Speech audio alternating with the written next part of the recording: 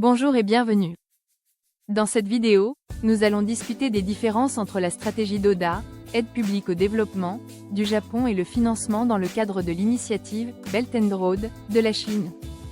Ce thème est crucial pour les pays en développement, y compris ceux d'Afrique francophone, afin de mieux comprendre avec quels pays approfondir leurs relations pour favoriser une croissance durable. Nous allons comparer les approches du Japon et de la Chine et explorer la meilleure voie pour votre pays.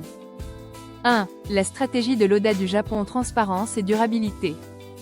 1. L'ODA du Japon soutient la croissance durable en améliorant les infrastructures économiques et sociales dans les pays en développement. 2. La transparence est une priorité élevée, avec des rapports détaillés publiés à chaque étape du projet, de la planification à l'évaluation post-implémentation. Domaines prioritaires. 1. Le Japon intervient dans divers secteurs tels que l'éducation, la santé, la protection de l'environnement et les infrastructures. 2. En Afrique francophone, des exemples incluent des programmes éducatifs en Sénégal et des améliorations de l'infrastructure énergétique en Égypte. Réduction de la charge de la dette. 1. L'ODA japonaise comprend des aides non remboursables et des prêts à faible taux d'intérêt, minimisant ainsi la pression financière sur les pays bénéficiaires. 2. L'initiative Belt and Road de la Chine: extension de l'influence économique. 1. L'initiative Belt and Road est une stratégie de la Chine pour accroître son influence économique en développant des infrastructures dans d'autres pays.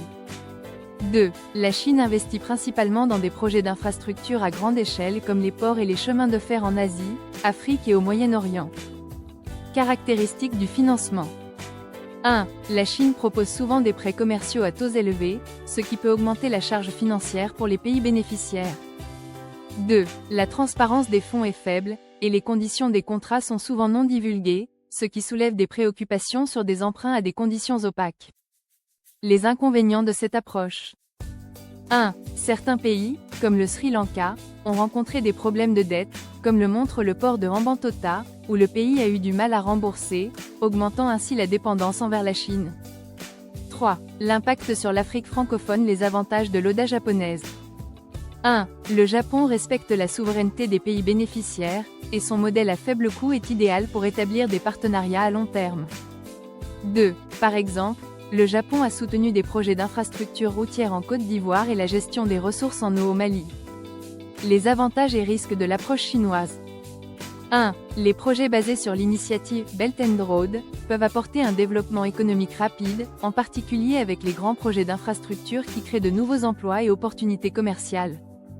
2. Cependant, à long terme, des problèmes de dette et une dépendance accrue vis-à-vis de la Chine sont des préoccupations qui nécessitent une attention particulière. Conclusion: la stratégie de l'ODA du Japon et l'initiative Belt and Road de la Chine offrent chacune des avantages et des défis uniques. Pour que les pays d'Afrique francophone connaissent une croissance durable, le modèle de l'ODA du Japon, avec sa transparence et son soutien financier faible, constitue un bon modèle. Toutefois, l'initiative Belt and Road de la Chine présente également des possibilités, mais elle doit être utilisée avec prudence, en évaluant soigneusement les conditions de financement. Nous attendons vos commentaires et vos questions pour approfondir cette discussion ensemble. Si vous avez trouvé cette vidéo utile, n'oubliez pas de vous abonner à la chaîne et de liker la vidéo. Cela nous encourage à produire plus de contenu de qualité.